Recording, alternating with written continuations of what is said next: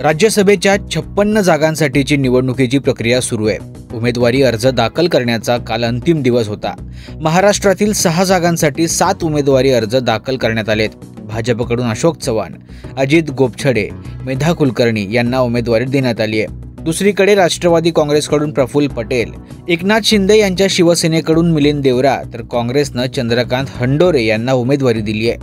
भाजपकडून यावेळी विविध नावांची चर्चा होती. त्यामध्ये विनोद तावडे, पंकजा मुंडे, माधव भंडारी, हर्षवर्धन पाटील यांच्यासह इतर नावांची चर्चा होती.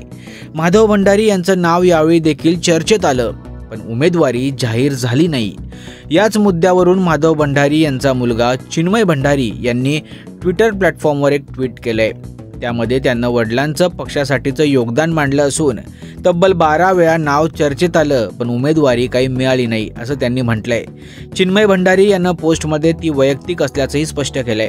त्यांना माधव भंडारी यांनी 1975ला जनसंघ जनता पार्टीमध्ये प्रवेश केला. त्यानंतर 1980 मध्ये भाजपची निर्मिती झाली. आता त्याला जवळपास 50 वर्ष झाल्याचं म्हटलंय.